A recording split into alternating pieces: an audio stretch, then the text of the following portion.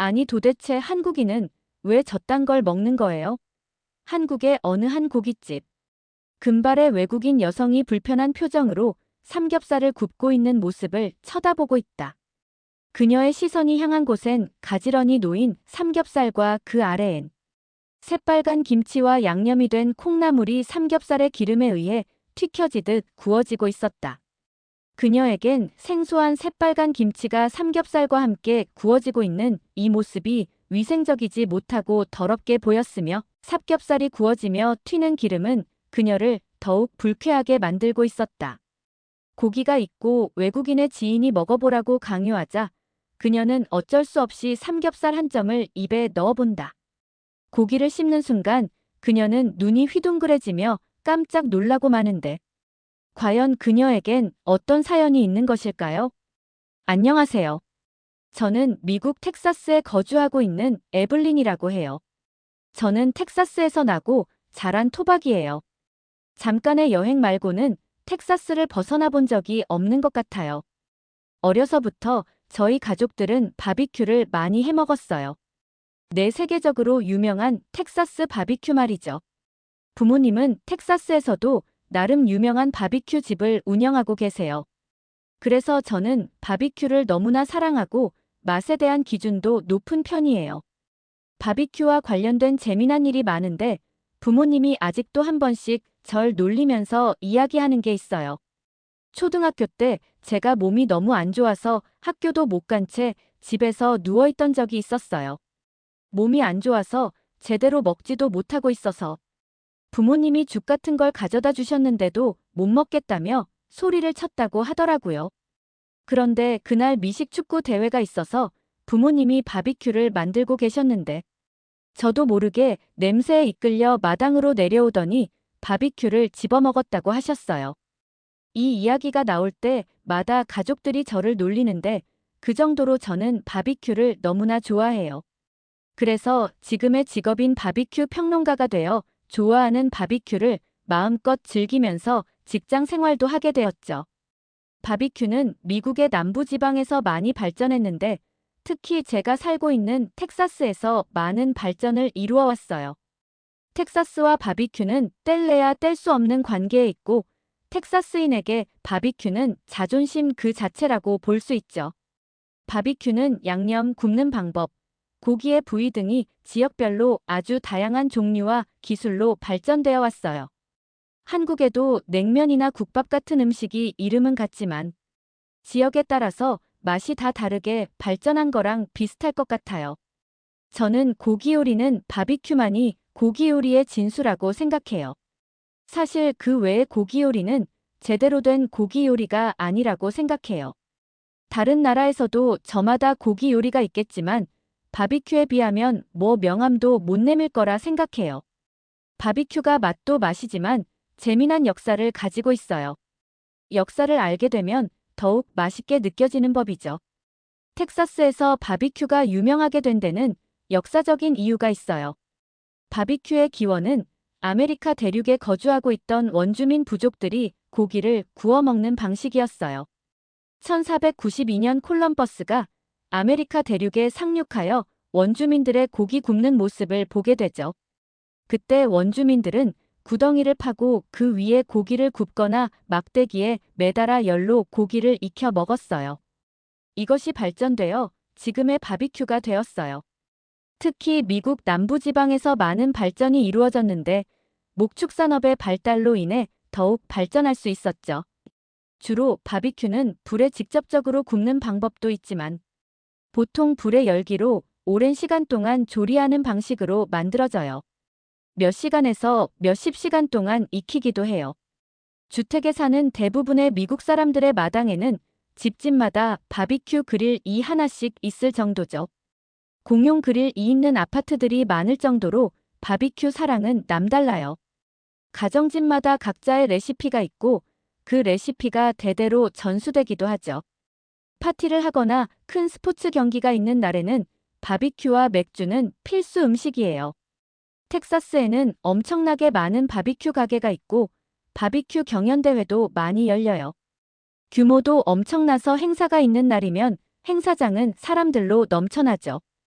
인고의 시간을 거치며 열과 연기로 만들어진 바비큐를 보면 황홀해질 정도예요. 완벽하게 익은 모습과 진하게 올라오는 냄새를 맡으면 천국이 따로 없어요. 저는 바비큐를 먹을 때면 너무나 행복해요. 바비큐 말고 다른 고기는 입에도 대기 싫다니까요. 그러던 어느 날 회사에서 저는 청천벽력 같은 소식을 들었어요.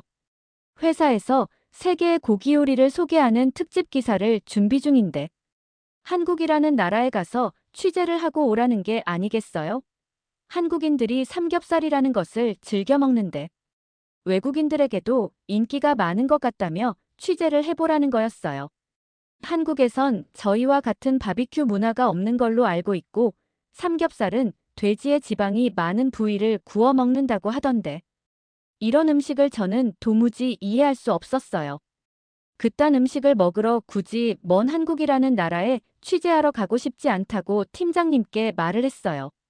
가까워도 고민을 해볼 텐데 먼 한국까지 힘들게 가서 비계 덩어리인 삼겹살을 먹고 싶지 않고 특집 기사인데 좀 더 특색 있는 바비큐를 소개하는 글을 쓰는 게 좋을 것 같다고 팀장님을 설득했어요.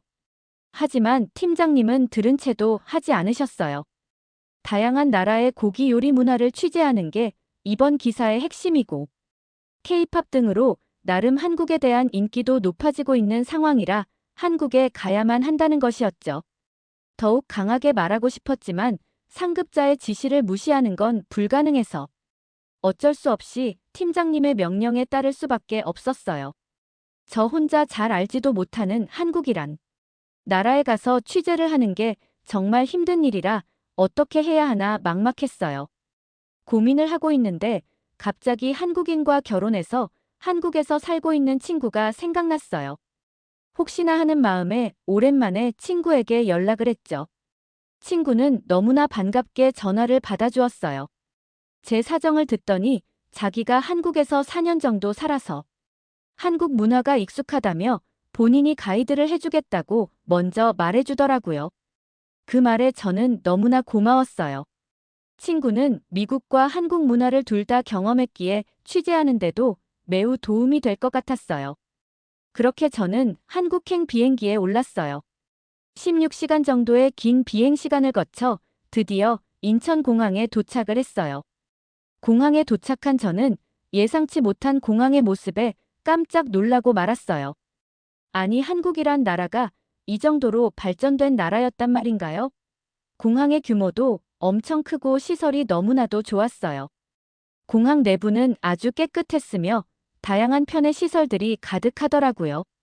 동양의 작은 한 나라라고 생각했는데 이 정도 수준의 시설을 유지하고 있다게 너무나 놀랍더라고요. 잠시 동안 감탄하며 멍하니 서 있는데 누가 절 부르더라고요. 바로 가이드를 해주겠다던 친구 에이미였어요. 아주 오랜만에 에이미를 만나니 너무 반갑더라고요. 저희는 부둥켜 안으며 인사를 나눴어요. 도착을 한 게 저녁 시간이어서 바로 숙소로 가려고 했는데 친구가 이왕 한국에 왔으니 관광도 좀 하자고 하더라고요. 서울 구경을 시켜준다고 하는데 저는 여자 2명이서 저녁에 돌아다니면 위험할 것 같은데 사람 많은 낮에 다니는 게 좋을 것 같다고 말했어요. 그러자 친구가 웃으면서 자기만 믿고 따라오라고 하더라고요. 치안이 안 좋을 것 같아서 불안하긴 했지만 한국에서 4년간 살고 있는 친구가 확신에 차서 얘기를 하니 따라 나설 수밖에 없었어요. 관광을 시켜준다기에 시내로 갈 줄 알았는데 이게 웬걸 갑자기 산 쪽으로 올라가는 게 아니겠어요? 저는 친구에게 저녁에 다니는 것도 불안한데 무슨 산을 올라가냐고 소리쳤어요. 저는 너무 무서웠는데 친구는 아랑곳하지 않고 발길을 재촉하는 게 아니겠어요? 길을 따라 조금 걸어가니 사람들이 보이기 시작했어요. 운동을 하는 사람, 강아지 산책을 시키는 사람, 데이트하는 연인들이 길을 걷고 있었어요. 저는 속으로 아니, 이 사람들 미친 거 아니야? 하고 생각했어요. 저녁에 편안하게 이런 곳을 다닌다는 게 말이 안 되는 거잖아요. 미국에서는 상상도 못할 일이거든요. 친구를 따라 길을 걷다 보니 어느새 정상에 다다랐는데 저는 깜짝 놀라고 말았어요.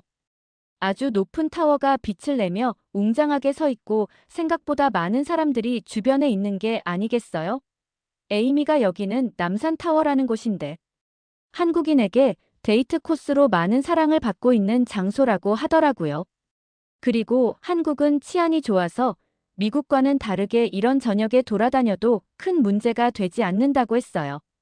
미국에서는 저녁에 돌아다니는 게 금기시될 정도로 아주 위험한 행동이거든요.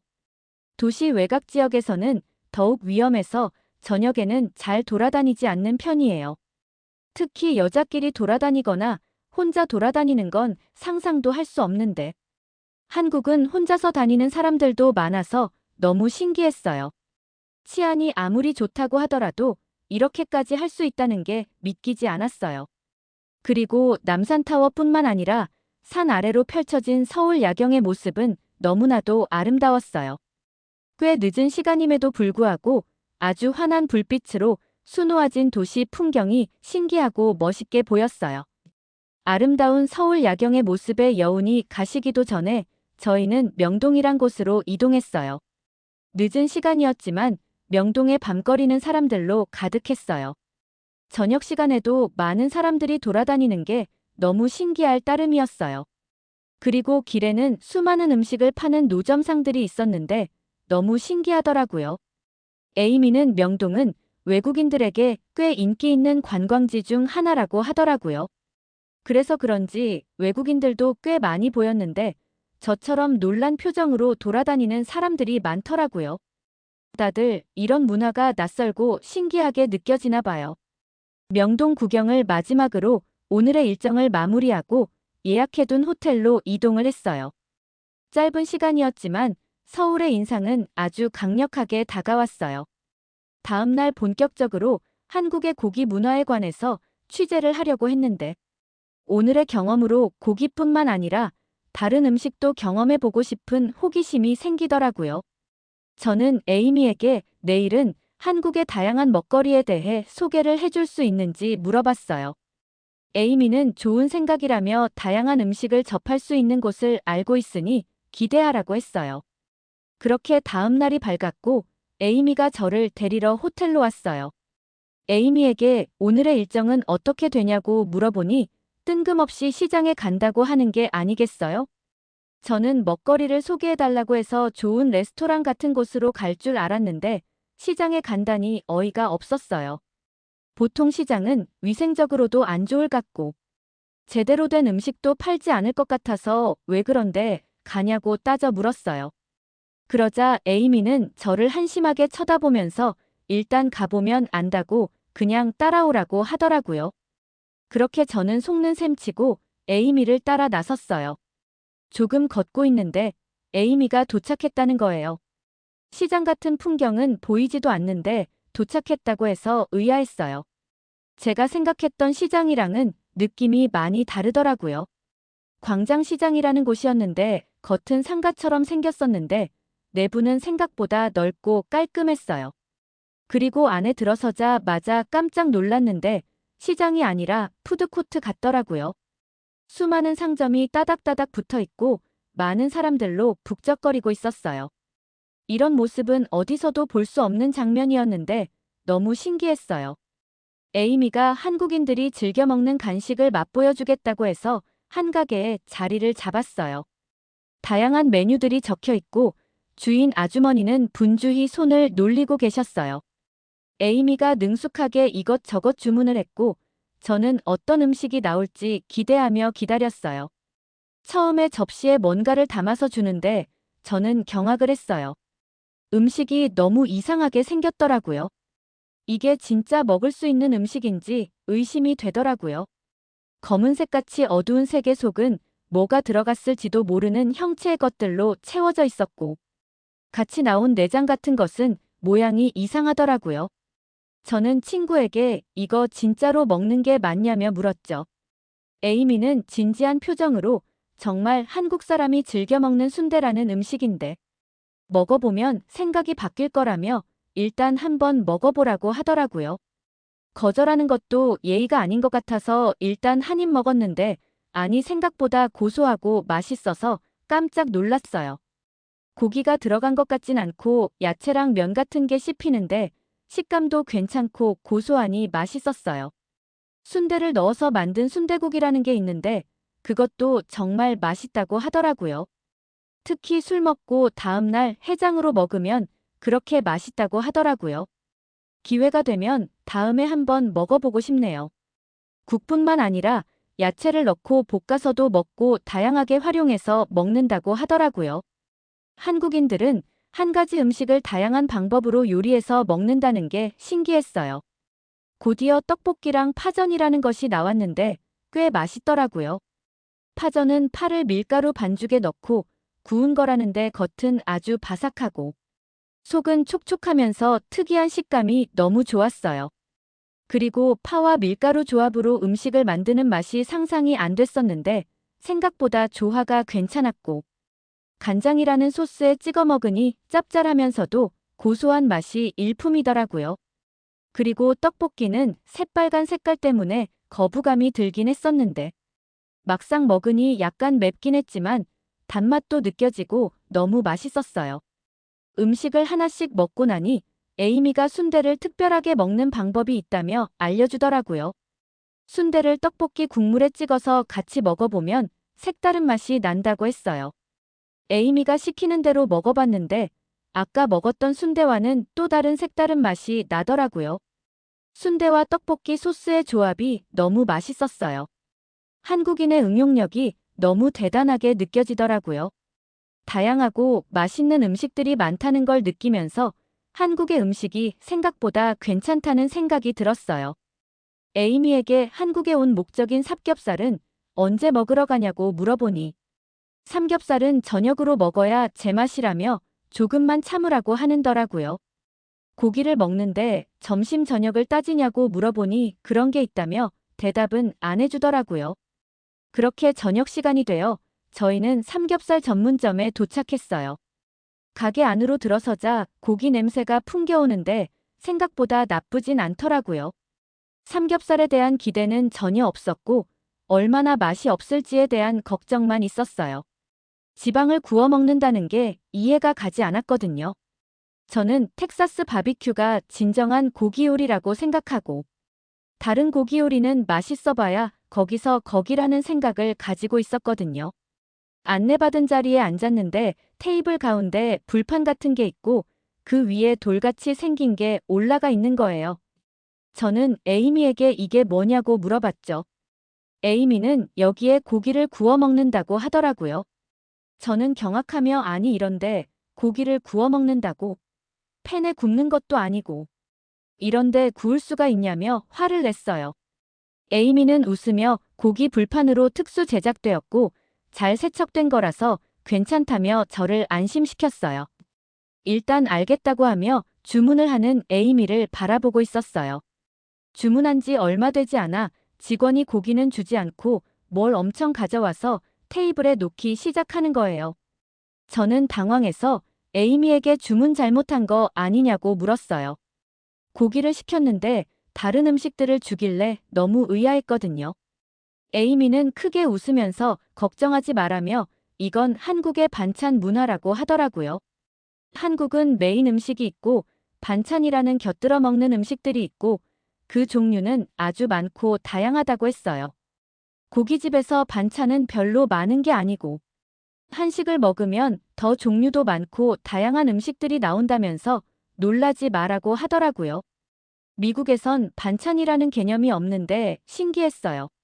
잠시 후 고기가 나오고 직원분이 불판에 올려주는데 그 모습을 본 저는 경악하고 말았어요. 고기를 놓더니 그 밑에 새빨간 김치와 양념된 콩나물을 올리더라고요. 삼겹살을 먹는 것도 이해되지 않는데 이상한 양념이 된 김치랑 나물을 올리는 게 이해가 되지 않았어요.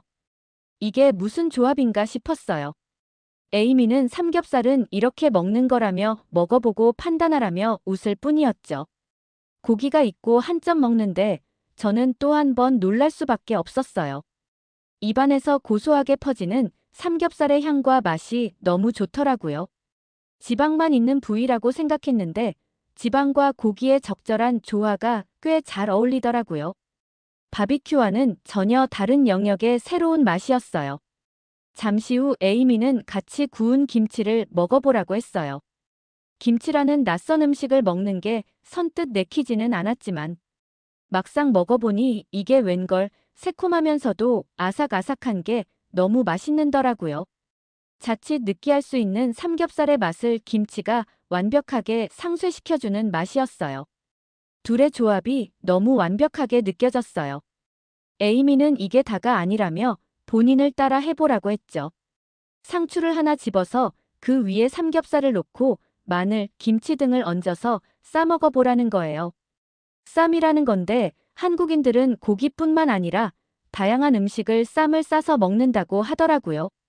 쌈을 먹어봤는데 다양한 맛이 한데 어우러져 입안에서 하나가 되고 있었어요. 너무 신기한 경험이었어요. 미국에선 샐러드라는 것은 많이 먹지만 고기를 쌈처럼 야채에 싸서 먹진 않는데 쌈이라는 게 신기하고 건강에도 좋을 것 같았어요. 한국인들을 보면 미국인들처럼 비만인 사람들이 많이 없던데 쌈처럼 야채를 많이 먹어서 그런 게 아닐까 하는 생각도 들었어요. 어느 정도 배가 불러왔을 때 에이미가 이게 하이라이트라며 뭔가를 주문하기 시작했어요. 저는 배가 불러서 못 먹을 것 같다고 했는데 에이미는 이걸 먹어야 제대로 된 삼겹살을 먹은 거라며 고집을 부렸어요. 잠시 후 직원이 뭔가를 들고 왔는데 밥과 야채들을 삼겹살을 구운 불판 위에 놓고 막 휘젓기 시작하는 거예요. 방금 삼겹살을 먹은 불판 위에 밥을 넣고 비빈다는 게 저로서는 도무지 납득이 가지 않았어요. 친구가 한국인들은 볶음밥이라는 걸 엄청 좋아해서 삼겹살뿐만 아니라 다양한 음식에도 남은 소스로 밥을 볶아 먹는다고 하더라고요. 한국인들은 특이한 식성을 가졌다고 생각했어요. 약간의 시간이 지나고 볶음밥이 완성이 되었어요. 저는 배가 불러서 맛만 보겠다며 한 입 먹어보았어요. 한 입 먹는데 그 맛에 저는 깜짝 놀랐어요. 생각보다 너무 맛있는 거예요. 밥에 야채를 대충 넣고 비볐는데 맛은 너무 조합이 딱 맞는 게 아니겠어요? 분명 배가 불렀는데 저도 모르게 계속 먹게 되는 거 있죠? 볶음밥도 쌈에 싸먹는데 이것 또한 너무 맛있었어요. 싱싱한 야채와 밥의 밸런스가 너무 좋아서 계속 먹게 되더라고요. 이 맛에 한국인들이 볶음밥을 좋아하는구나 생각했어요. 고기는 바비큐가 최고라고 생각했는데 오늘의 경험으로 제가 너무 편협한 생각을 했다는 걸 깨달을 수 있었어요. 미국인들은 잘 먹지 않는 지방만 있는 부위의 삼겹살이라고 무시했던 제 자신이 부끄러울 지경이었어요. 사실 고기만 보면 삼겹살은 극찬할 정도의 맛은 아닌데 김치를 구워 먹거나 쌈에 싸 먹고 볶음밥을 해 먹는 등 한 가지 음식을 다양하게 먹는 게 맛을 더욱 극대화시키는 게 아닐까 생각해요. 한국은 고기뿐만 아니라 볶음밥 등 다양한 응용을 통해서 다채로운 맛을 구현해내고 있었어요. 서로 어울리지 않아 보이는 음식도 조화로운 맛을 낼 수 있게 만드는 능력이 탁월하다는 생각을 했어요. 저는 생각보다 좋은 기사를 쓸 수 있겠다는 생각을 했어요. 빨리 미국에 돌아가 이 경험을 기사로 만들어 널리 알리고 싶었어요. 안내를 해준 에이미에게 너무 감사했어요. 그렇게 저는 짧은 일정을 마치고 미국으로 돌아가 한국의 삼겹살뿐만 아니라 다양한 음식을 소개하는 글을 쓸 수 있었고 많은 사람들에게 좋은 반응을 얻을 수 있었어요. 반응이 좋아서 한국 특집 기사 2편을 써볼 예정이에요. 다음번엔 좀 더 길게 한국에 갈 예정인데 한국만의 특색 있는 음식을 댓글로 알려주시면 좋을 것 같아요. 꼭 먹어보고 좋은 기사 쓸 수 있도록 하겠습니다. 오늘의 사연은 여기까지입니다. 미국인 에블린 씨의 사연 재미있게 보셨나요? 현재 우리나라의 문화는 세계에서 많은 관심을 받고 있습니다. 특히 음식이 해외에서 건강식으로 알려져 인기를 끌고 있죠. 김밥, 비빔밥 등 다양한 음식들이 미국에서 많은 관심을 받고 있습니다. 외국에 나가보면 우리나라만큼 다양한 재료로 다채롭게 요리하고 맛있게 만드는 나라가 별로 없습니다. 우리에겐 당연할 수 있겠지만 외국에선 매우 대단하게 생각하는 부분이죠. 우리 문화에 대한 자부심을 가지고 널리 알릴 수 있는 기회가 될 수 있으면 좋겠습니다. 여러분들이 알고 계시는 맛있는 음식, 살고 계신 지역만의 특색 있는 음식이 있다면 댓글로 남겨주시면 우리끼리도 좋은 문화를 나눌 수 있는 계기가 되지 않을까 생각합니다. 시청해주셔서 감사합니다. 구독, 좋아요 부탁드리며 더 좋은 영상으로 찾아뵙겠습니다.